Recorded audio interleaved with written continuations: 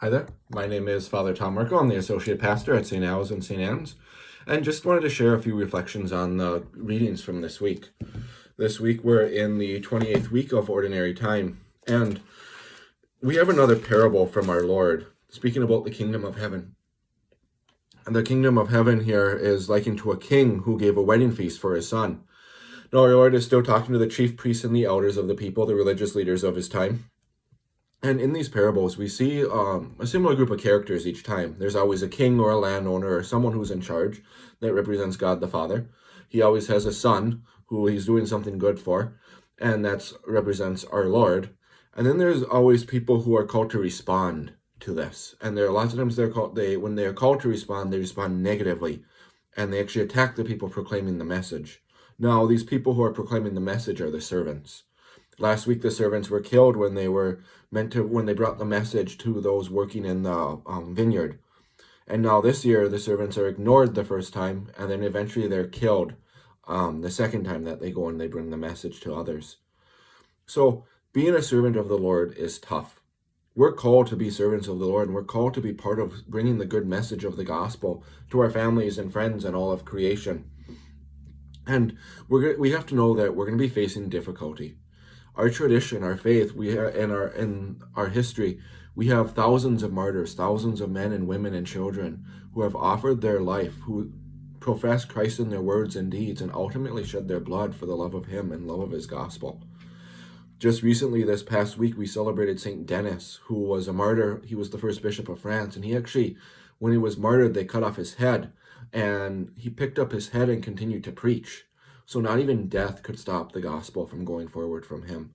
And we have to realize that there's nothing that can stop us from proclaiming the gospel, and that we're called to do that continuously. We're called to proclaim the gospel, to proclaim the feast that we hear about, that everyone is called into this feast, that everyone is invited, and this feast is the Lord's love, His mercy, His sacraments, a relationship with Him.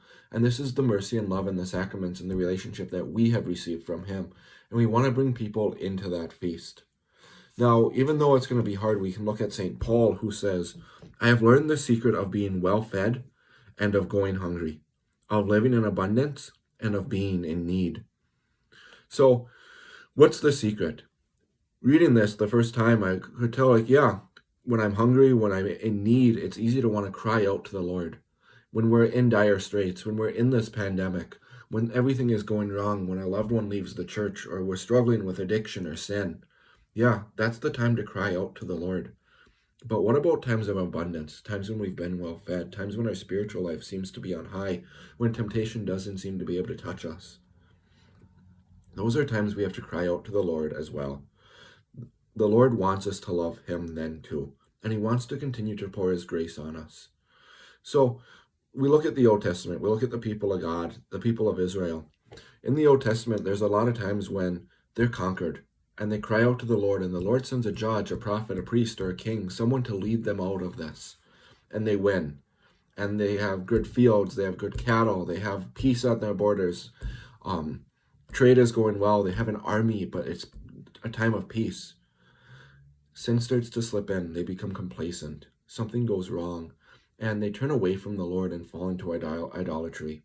And when that happens, an enemy moves in and they're able to be conquered. And then they cry out to the Lord again, and the Lord hears their cry and lifts them up, sends them a priest, a prophet, a king, a judge, somebody who raises them up out of this. And then they enter into a period of peace where their crops are good, they have a lot of cattle, they have good trade deals, their army is strong, but sin still finds a way to slip in.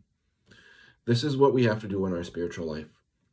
There's going to be days when we fight sin and we win, when temptation can't touch us, when we're so in love with the Lord and we know that He's in love with us and our spiritual life is going well. We have to cry out to God in that time too and give Him thanks and praise for that. Just personally, I struggled with pornography for a long time, and it was something that I had to really hand over to the Lord. And even the victories, eventually after I had several victories in a row, it was easy to think, okay, I'm doing well, I don't need to worry about this anymore. But that's when sin will find a way back in.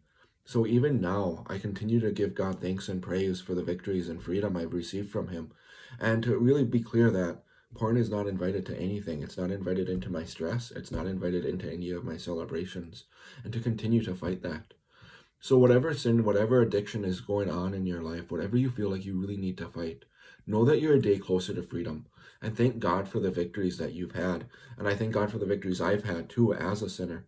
And also thank God for the victories, especially of being able to bring that to the confessional. Because whenever we bring a sin to the Lord through the confessional, that's a victory in itself. Just to conclude here, at the end of the gospel, we hear how the servants went out into the streets. They found the good and the bad, and the hall was full, and the feast starts. And the king comes down and he goes, "My friend." He realizes there's someone there who doesn't wear the wedding garment. And we want to be able to enter into the Eucharist while wearing a wedding garment, while being in the state of grace, and also to be able to bring everything going on in our life. So whether you receive the Eucharist spiritually or sacramentally this week, bring everything, wear your wedding garment, bring everything to the Lord, and let him be the one that when he sees sin in your life, when he sees that uninvited guest, let him be the one, when he enters into your heart, to bind the hands and feet of sin and cast that into the outer darkness. Once again, please know of my prayers for you. Please continue to pray for me. This has been a great assignment so far. I'm very thankful to be here. And please know that we both are praying for all of you. God bless.